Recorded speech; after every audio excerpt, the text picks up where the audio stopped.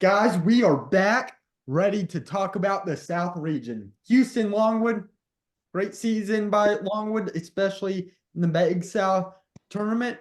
But give me the Cougars. We love Cougars on here. Zach Yeah, give me Wilson, Houston. yeah. Yeah, give me Houston, guys. I got this first round. Yeah, I don't see Longwood winning. Yeah, we gotta embrace our inner Zach Wilson here. It's the Cougars. It's Oh, the Houston. Cougars. I mean, we had BYU going to the Sweet 16 in the last region. We got to keep it alive with the Cougars. Yep. What about Yeah. those Charleston Cougars? We'll get to them later. Oh, yeah. We're The moving. more Cougars. That's right. Ah, boy. I wish we had Washington State move on against Drake. They were another Cougar team. So Yeah, that was a close Damn. one, but Missed alas. opportunity. yeah, we had to Okay. sacrifice one. The battle All right. of the athletic director. Nebraska versus A&M. I'm going with A&M. I believe that's his job currently now, not the past job. Yes.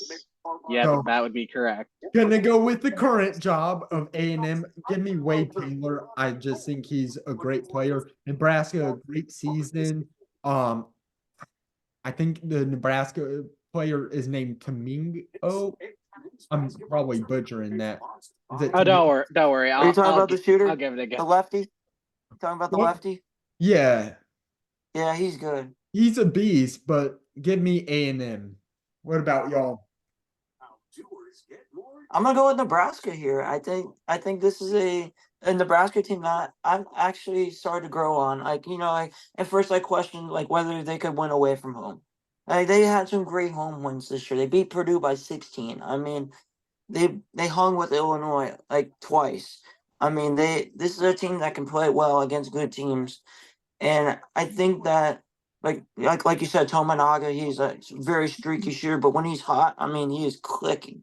And he's such a fun player to watch. I mean, Bryce Williams, Reed Pass are two great additions they bring to this team. And I think Fred Hoiberg has done a great job here in Lincoln. I gotta go with Nebraska over Texas A&M. A&M's too inconsistent. Derek, you are the deciding vote like many Yeah. other times so far. Yeah. Yep. Another 8-9. And just like the last 8-9, I'm siding with Dan here. I'm gonna take Nebraska. I'm gonna take the Big Red Dragon, Keisei Tominaga. I'm going to take Bryce Williams to help out on the front court, rebounding, everything. And I just like the balance Nebraska has. They performed exceedingly well in the Big Ten. Fred Hoiberg knows how to handle expectations from his time in the NBA.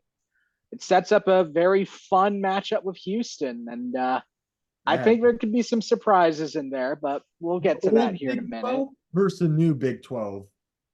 Yeah. That's true. And That's now interesting. we got Wisconsin versus James Madison.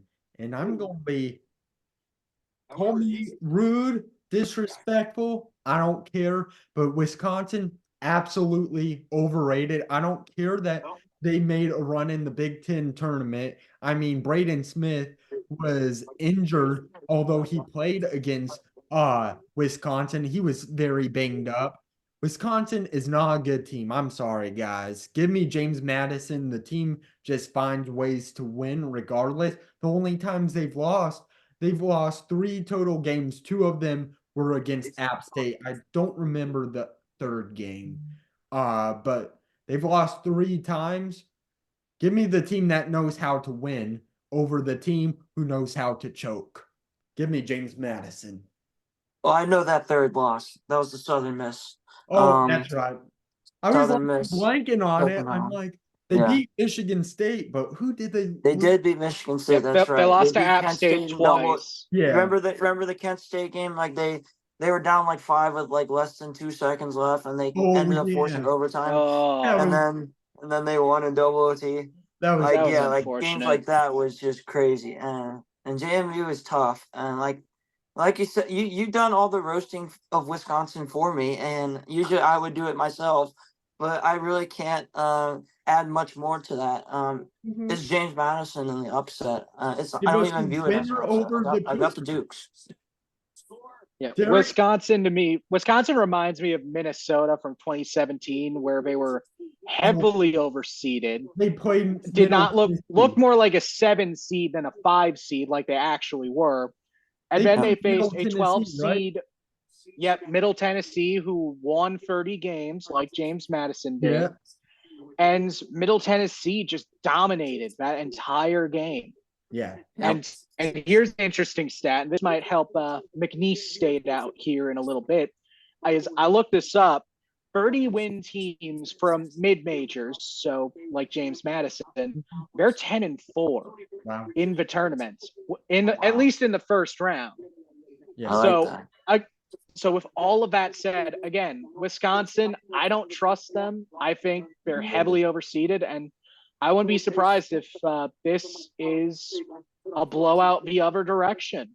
I'm feeling James Madison. I like that balance, and it's time. And again, Big Ten, they choke at the most inopportune times, and I think the Badgers are going to give us a master class in this one.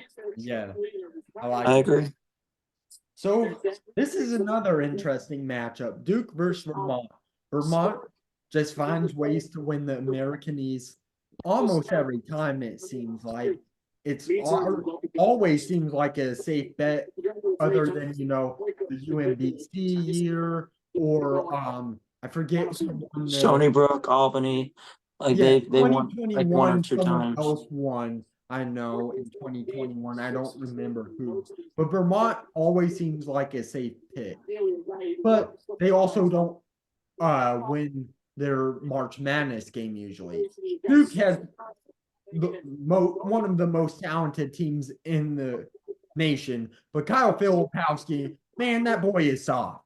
The dude is 7 foot solid green giant, but the dude is Charmin soft toilet paper. I Yeah, mean, he's a cream puff. Like I said in the he is a in the toilet bracket challenge, he's a cream puff. And You you know, look it's at- being nice. He went. Like, He I don't went want full. to say like He bad went words full to him, Grayson but Allen if he was a half foot taller. yeah, Yeah. don't even trip. Oh my I god.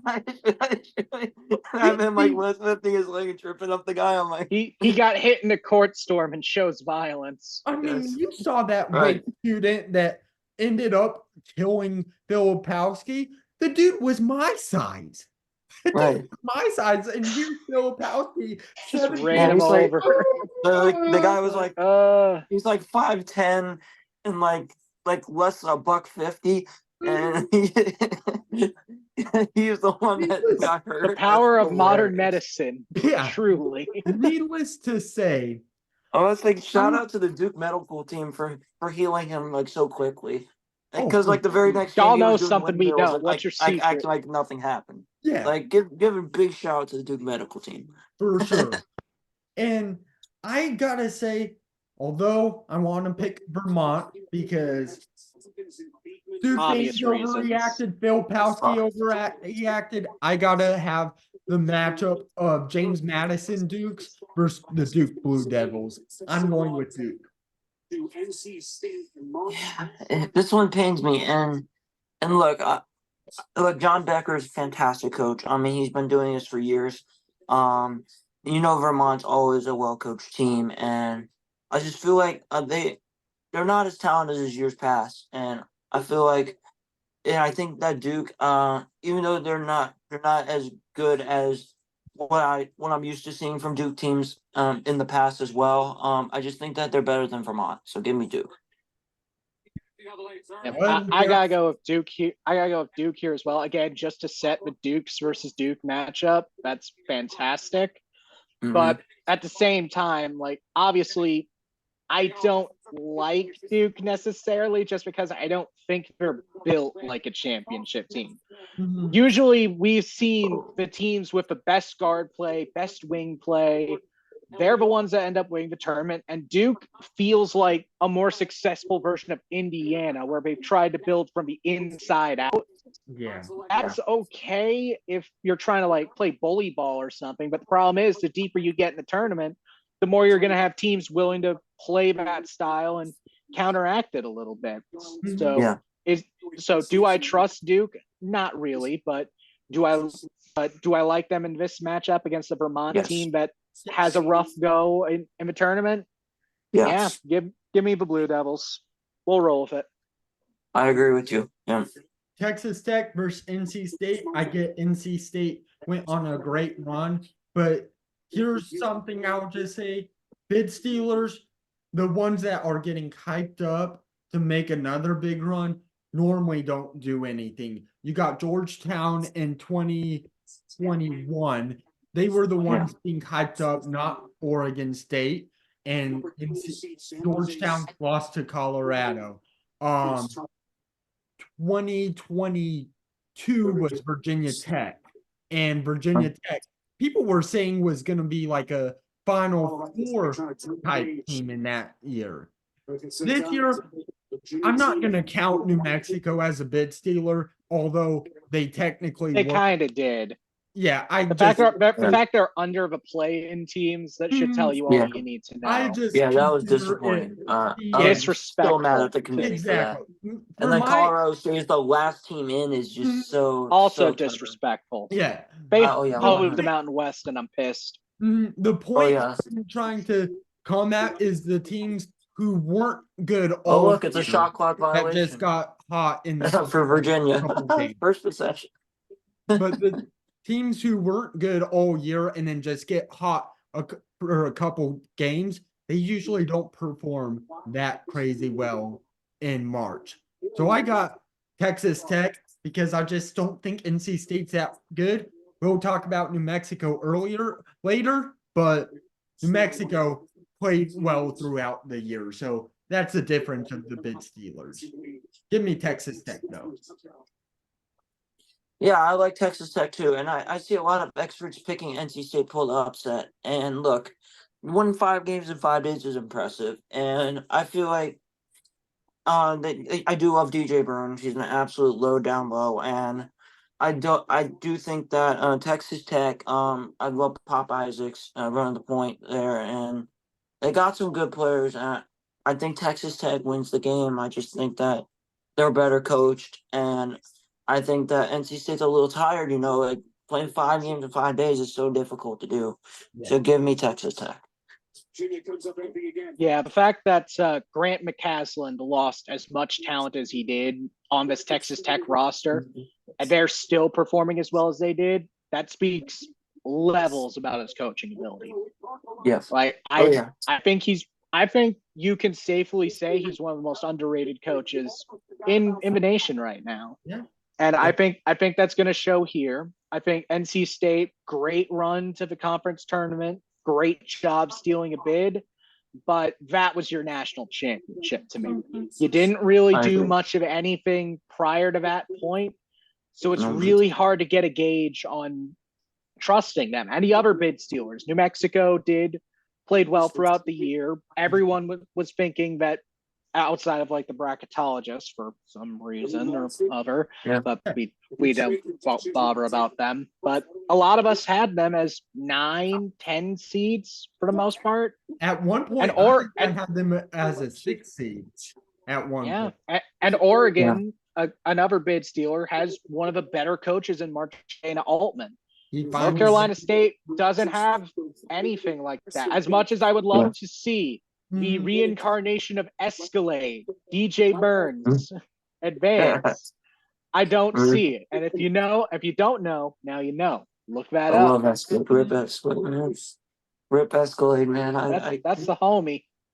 Yeah, he's the big homie on God, man. This next one I'm gonna keep brief. Campy, unbelievable coach. He started coaching at Oakland as a D2 program when he was like 28 or 29, which is crazy. I mean, that's close to the 3 of our ages. Could you imagine coaching a D2 program at 28? I mean, that's crazy. And he stayed there and grown that 40 years later, man. But That's Kentucky impressive. is just too talented of a team. And I think they're just going to be too much for Oakland. Well, I think that Oakland can score quite a bit against Kentucky. I just think that Kentucky's defense is awful, and we saw against Texas A&M in that SEC matchup in the SEC tournament that too many easy drives to the basket, and they left a lot of shooters open. Oakland's got some shooters, and Trey Townsend's a fantastic player. He's the player of the year in the Horizon, and And like you said, Kentucky is very, very talented. Especially offensively, they have so much firepower and depth. It's hard for Oakland to win the game outright. But I do think they can hang around the whole time because they played a challenging non-conference schedule, like you said. That they played Illinois tough, they played Ohio State tough, and those were both true road games. And Campy's not afraid to challenge himself. I Yeah. think they can keep it close. But I think Kentucky is gonna win, but it's gonna be closer than expected. Agreed. Yeah, I would agree. I think the main problem we've always said with Kentucky is that they're a they're a national championship offense with a first weekend defense. Yeah. Yeah. But here's the problem. Oakland is the exact same way, where they are heavily offensive oriented, but the defense will let go of a lot of points. And against one of the best offenses in this tournament in Kentucky, that's pretty much a death sentence. I think the last thing you want to do is get involved in a shootout with Kentucky. And I think, unfortunately, that's the kind of style Oakland likes. And Mhm. that's just not going to cut it.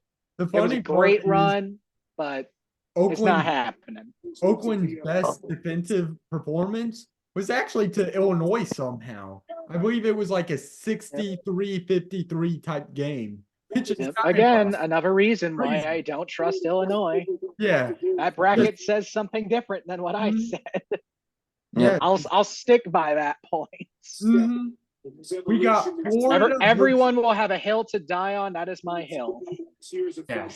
Yeah. We got Florida against the winner of Boise versus Colorado, which, in my opinion, is the best playing game.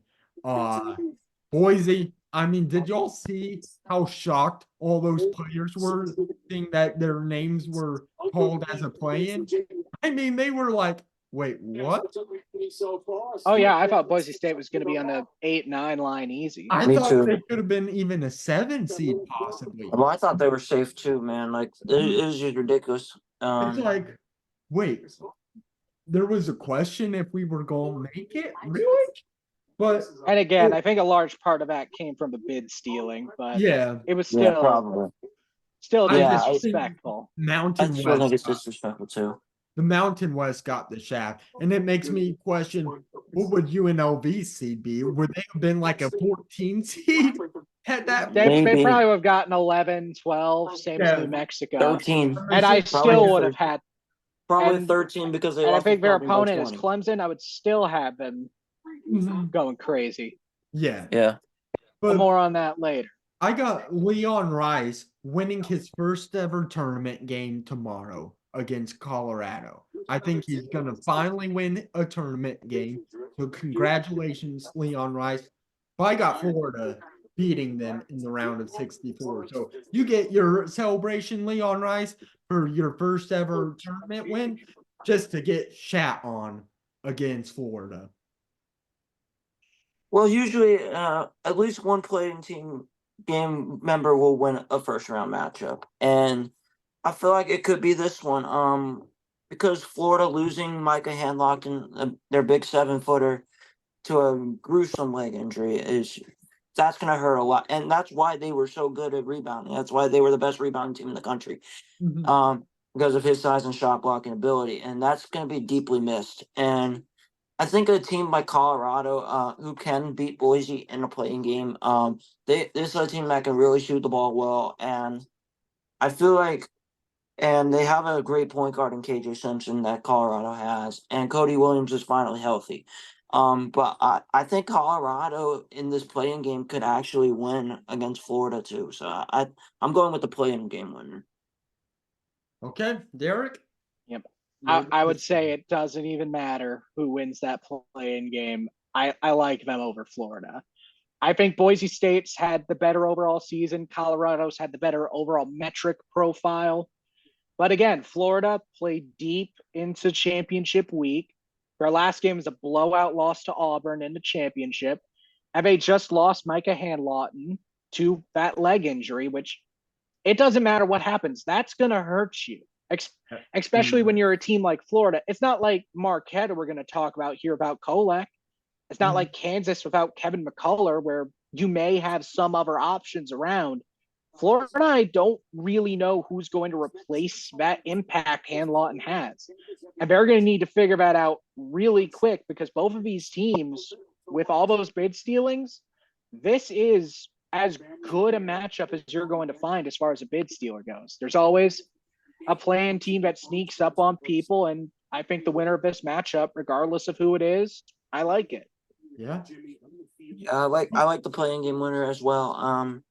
Yeah, and just another point is that Florida does not play any defense either, and they're similar to Kentucky and Alabama. All offense, zero defense. I mean, Makes you they wonder a allow little bit. almost 80 points per game too, and it's embarrassing defensively. And then losing your best shot blocker on top of that, is just a disaster for Florida. And many thought that they could be a sleeper. Florida could be a sleeper, and they do have the offensive talent to be one, but the defensively too many defensive woes and losing your shot blocker like that, and you get two tough playing teams that could both beat you. So I got to go with the playing. All right, we got Marquette versus Western Kentucky.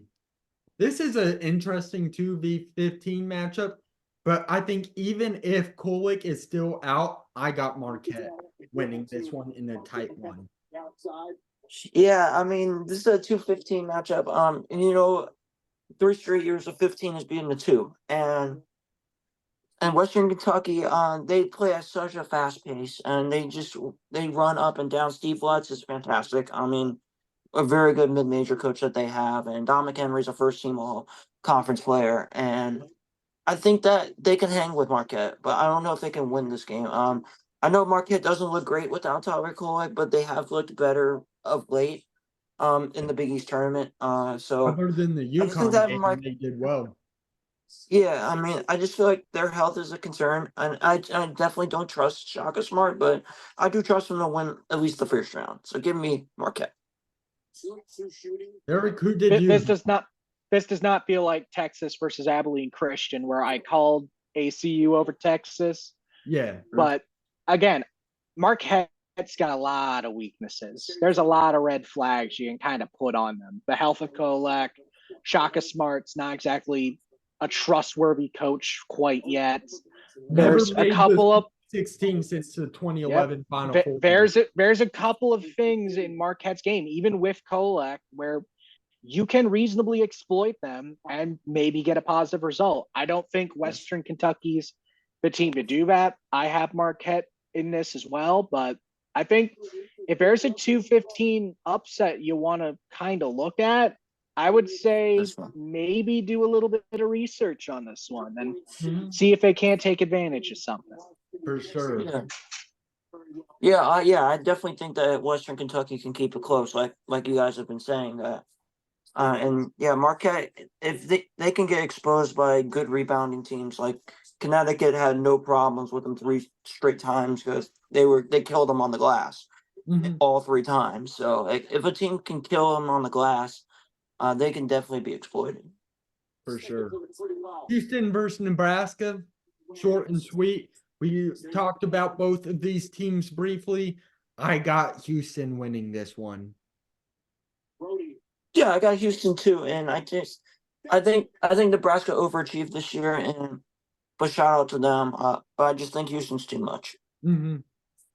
I went back and forth on this one a lot. I'm not gonna lie, and Houston, obviously they have a great defense, but Nebraska's got a good defense, got good balance to their lineup. And we know Houston can go ice cold.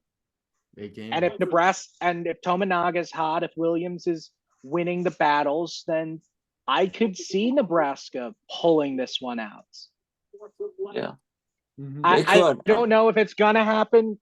I would say I'm probably ultimately going to land Houston, but I think this is a game that's going to be very close, uncomfortably close. Yeah. So kind of like what Houston did. Like I think a couple years ago. I'm getting mixed up. I think it was like Arizona. Remember, like 2 years ago they played TCU, but TCU was such a talented 9 seed, and they took Arizona to the brink. Like they made things so close. too made it just so difficult for Arizona. Even though Mhm. Arizona did win the game, they ended up getting killed the next round because of them getting worn down. Yeah, So I feel like it could be something similar to that. I could But see. I don't. But we'll see later on. So we got That could be the game of the first weekend. I could see that for sure. And a lot of people aren't going to be expecting it either, which is going to make it even bigger. Yeah. So we got the Dukes versus Duke. And I got the Dukes winning of James Madison. I just, like I said, I don't believe in Duke this year. I think James Madison just knows how to win. I got the 12/4 upset with James Madison winning. There's always seems to be some 11, 12, or 13 seed making the Sweet 16 at the minimum, and probably a couple of them. I'm gonna disagree here. I'm gonna go with Duke. I just feel like it's just so hard for like the committee to make sure that Duke doesn't advance past the first weekend, and I just think that that they'll find Duke will just find a way to just luckily escape here. So I'm not happy with it, but I'm gonna take Duke to beat James Madison. Decider right here. Yeah, thankfully, Dan, you don't have to worry about that. I got the Dukes in this matchup. I feel like the problem I have with Duke is that they're just not built like a championship contender, and the ACC, as much as everyone would love to tell you otherwise, it was terrible. Like really, the only three teams that deserve to be in it were North Carolina, who's the most vulnerable 1 seed, and we'll get to that. Duke, problems listed pretty much this whole time, and then Clemson, who does everything kind of well, but nothing amazing well. Yeah. Right. So, and then you have obviously Virginia, but Who didn't deserve it. Bennett Ball, they can't score on a Fremont Street night walker. Well, they're Let's go playing with right that. now, and And Colorado if you State has if a you lead on from them. Vegas, you know exactly what I'm talking Let's about. go. But yeah, I don't trust Duke. I don't trust any ACC team this year. It's just a down year for that conference, and You're I think gonna that's going to You're I think that's going to upset show some itself Duke here when fans. James Madison, and like Michael said, there's always going to be double-digit teams that pop up in the Sweet 16, and with the talent available, even the Elite 8 probably. Mhm. So I'm going to roll with it. And we got 10 minutes left of this Zoom call. Just got the alert, so All we'll right, speed finish these run. last few games of this region. Texas Tech versus Kentucky. I'm going with the offense here. I think it's going to be a great game, but give me Kentucky.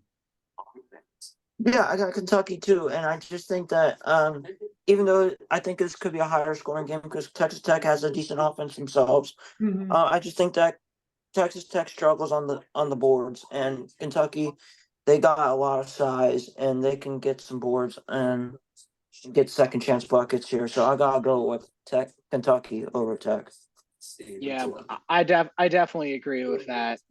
Texas Tech, they've been good defensively before, but this has been a down year for them on that side of the ball. So once again, you're forced into a situation where Kentucky, they have the edge in shootouts because their offense is that good. And John Calipari, for the first time in a while, advances past the first weekend. So good job. Yep. The draw was perfect for him. We got this game. Mind you, I had Florida going to my Sweet 16, so I'm going to have a little different of my bracketology picked right here. Boise State / Colorado versus Marquette. And I'm going to go with the upset here of the play-in game. I'm going to go with Boise State in this case over Marquette. I'm just still so iffy on Tyler Kolek. If he's back, this team could make the Final Four, but I'm just leaning towards the pass. Oh, sorry, I did not mean to pick yet until y'all picked. But I got Boise State / Colorado waiting for y'all to make that pick too to possibly switch it. Well, you don't have to worry about switching it because I also had the playing game winner over Marquette. and I don't trust Shaka Smart, like I said earlier, and I feel like the health is too much of a concern, and especially if we get a team like Colorado that can shoot the ball as well as they do, and their guard play is just as good as if not better than Marquette's. So I think Colorado Boise, that playing game winner, is going to the Sweet 16. I like it. Yeah, Derek, I can respect it. I think I may have had Marquette at the start, but again, until we know the full health of Kolek, it's very hard to That's the figure out thing. where this team's gonna go. Going I back, would and honestly, I would forth, honestly say that if Kolek is out, then I would be comfortable switching to the play-in winner. Mhm. So I'm not committed to this game either way until then. If Kolek's healthy, I think Marquette might eke out one. But again, like Houston versus Nebraska, no matter who comes out of that, that's going to be tough. Well, we got two double-digit seeds in the Sweet 16 of this region. Houston versus James Madison. This is when a 12 seed run ends normally. And I got Houston. I think if Houston gets past A&M or Nebraska, in our case, Houston is gonna really make a run to the Elite Eight or Final Four at minimum. I don't think any of these Sweet 16 teams will give them a test. Give me Houston. Yeah, I agree. I'm gonna go with Houston too. I just think this is where the run would end for Cinderella, but I gotta give James Madison credit. I mean, they've had a great year. Their offense is very good, and Terrence Edwards is a fantastic player, a go-to guy to go, to get a bucket. But this Houston defense is something else, and I don't think that JMU has faced a defense this good. So I'm gonna go with Houston as well. And now, Yeah, Houston's going to make this match difficult for James Madison. But like we said, TCU versus Arizona. Arizona got exposed in that game and lost the next round. So I could see the 12-1 upset. I'm not going to pick it, but I can see it. yeah, I like James Madison as a potential Elite Eight, but maybe not against Houston. Yeah, exactly. That's a good point that you brought up. so this is the end of the Boise / Colorado run for me. I got Kentucky. I just think it's just too much for Boise or Colorado. Colorado has played a team similarly talented to Kentucky in Arizona this year. Boise is used to playing a bunch of decent teams, They aren't playing these uber talented teams like Kentucky, and I think that could cause an issue for Kentucky or cause an issue for Boise. I got Kentucky winning. Yeah, me too. I got Kentucky as well. I think that this ceiling for Kentucky is just so high, and I feel like they could actually win this region. So I gotta go with Kentucky over this play-in winner. Yeah, Kentucky got a very good draw. Normally, I would say I'd be iffy on them, but again, just because that offense is so good, it's hard to count them out. So give me Kentucky and a never close one, but we'll get there. And now, and we have the teams that stole fonts and color palettes. Yay! Look at those logos and tell me they don't look the same. They are the exact same, other than the H and K. My goodness. Right. We got Houston versus Kentucky here. I'm going to go with the 1 seed Houston. I'm like, this is a battle of defense versus offense. And I'm just going to stick with defense in this matchup, as Houston's offense is good enough to be serviceable. Kentucky's defense isn't good enough to be serviceable. So I got Houston. Look, this one is tough for me. I feel like Houston can be exploited by explosive offenses, and I feel like and yes, their defense is elite, but Kentucky's offense is also elite. And I feel like Houston can go on cold spells. And yes, I know they have improved offensively by adding LJ Cryer, and Jamal Shead has really became an all-around stud, and I get that. However, I'm going with Kentucky. I think they upset Houston in the Elite Eight. Oh, Derek, you got 3 minutes. Okay, well, I don't think it's going to take me that long. I'm going to take Houston, in large part because up to this point, Kentucky does not face a defense like Houston's. And at this stage, I just have to trust the system and say, I trust Houston's offense to make more shots against a terrible Kentucky defense than an elite Kentucky offense getting enough points to top a elite Houston defense. So take the best defense. Defense wins championships. It's the same strategy we went with Iowa State. So let's keep it going. I like it. And I like it too.